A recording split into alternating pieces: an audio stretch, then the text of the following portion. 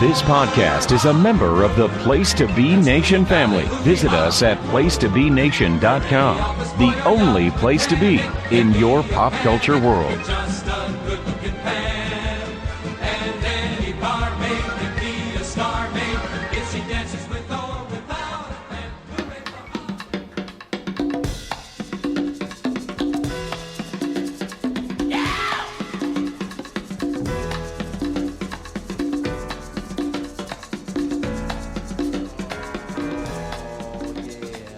Place to Be Nation Pop Experience. Welcome to today's edition of the movie review of the day. I am Andy Atherton back here with you, hanging out in a mid-week movie review. And for today's edition, I am going back to 2008 to talk about the comedy Tropic Thunder. I love this movie. It is so much fun. Great ensemble. Really funny. They really push the envelope in this at times. It is, and I remember seeing it in the theater and just laughing the entire time. So the logline for this movie is: through a series of freak occurrences, a group of actors shooting a big budget war movie are forced to become the soldiers they are portraying. And it is stars. I'm going to read the character names because some of them are great. Ben Stiller as Tug Speedon, Jack Black as Jeff Portnoy, Robert Downey Jr. as Kirk Lazarus. We got Jerry Baruchel as Kevin Sandusky, Brandon T. Jackson as Al Pacino. That cracked me up the whole movie. Steve Coogan as Damian Cockburn. Also Danny McBride, Nick Nolte, Bill Hader, and Tom Cruise. And probably his most funny, hysterical role I think I've ever seen him in. I mean, he's been funny. He's got a good sense of humor. You know, that's one thing that's not, I guess, said about Tom Cruise enough. Yeah, he's serious. He's a Scientologist, whatever. But he's actually kind of funny. And I do appreciate that. And it kind of came out of nowhere. And it took me a minute to recognize him in this movie because, you know, he's, I think, what's the character's name? Let me get to the list here. So, yeah, Les Grossman. And he is bald, he's fat, he's unrecognizable, and he does these ridiculous dances. It's just really hysterical, you know. And it's considered a satirical action comedy. It parodies a lot of prestigious war films, specifically the ones that are based in Vietnam. So you know, Ben Stiller, you know, he's kind of a comedic genius. He's very smart. Sometimes he could be a bit of an overactor, not as bad as Will Ferrell, but he, in this movie it's warranted.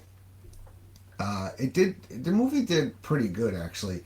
You know, and this is right when, you know, Robert Downey Jr. his renaissance, his return to prominence, I guess, after all of his kind of issues, because Iron Man came out in 2008. And this was, you know, a big deal. He played a white actor going so method that he became black, or he went, like, you know, so method that he lived like a black man. This isn't like Soul Man, the C. Thomas Howell movie that came out in the 80s, but it was a little controversial at the time. It received mostly positive reviews for its characters, story, file trailers, and cast performances, with Robert Downey Jr. being the most positively praised for his performance. However, the depiction of people with disabilities and the use of blackface makeup attracted controversy.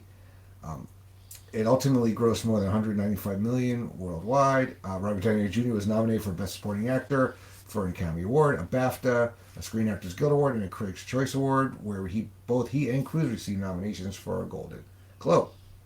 So, you know, it's a movie where one of those where the movie within the movie, where anything that can go wrong does go wrong.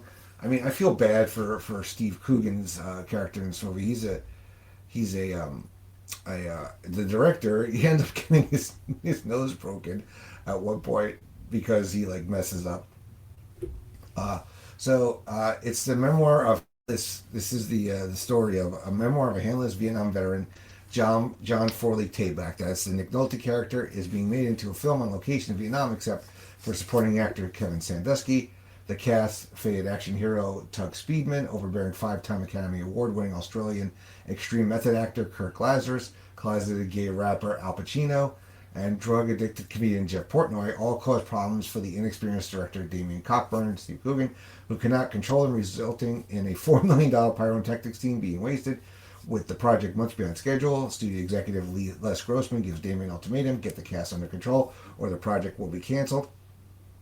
So then, Four Leaf advises Damien to drop the actors in the middle of the jungle with hidden cameras and rigged special effects to make them to shoot in guerrilla style, making kind of getting them to act and not know that they're acting.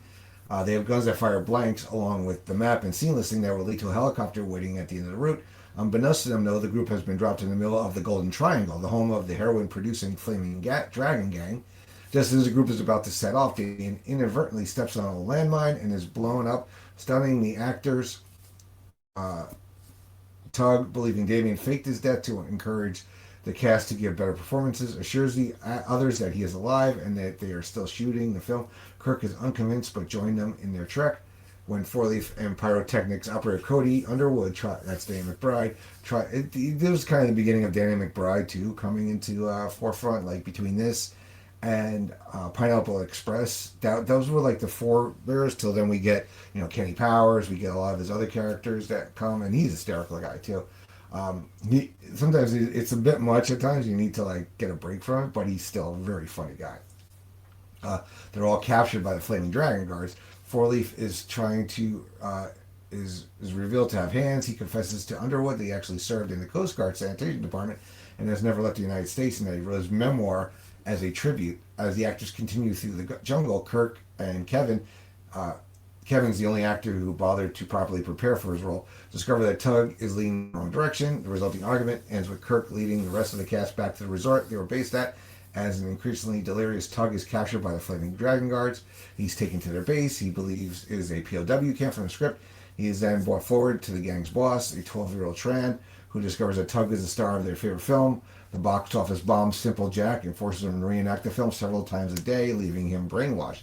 Yeah, so Simple Jack is about a mentally handicapped, and that's where they, some of the controversy comes because, and I'm just quoting the movie. This is not anything I believe, but there was a big thing with Robert Downey Jr. saying, about going full quote unquote retard in the movie, and a lot of people had offense on that, and it's an interesting scene. I mean, again, it's satire, and it did offend people, and I feel bad for the people it did offend.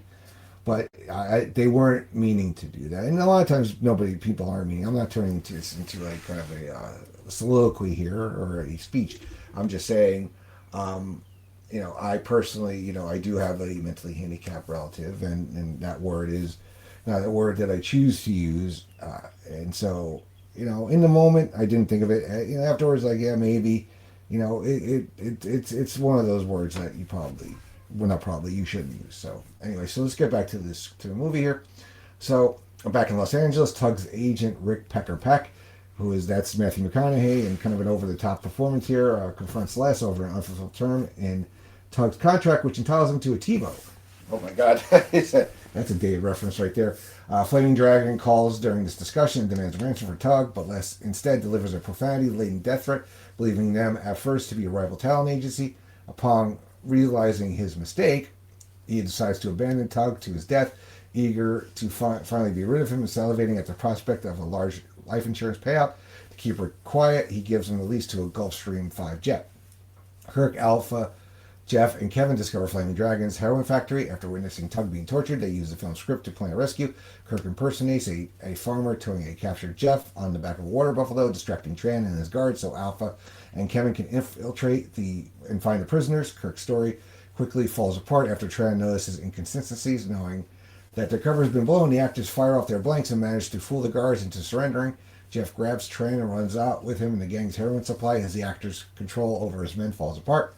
The four actors locate Four Leaf, Underwood, and Tug across a bridge, rigged to explode. To get Underwood's helicopter, Tug then initially is behind, believing Flaming Dragon to be his family, but runs back screaming, chased by an angry horde of soldiers.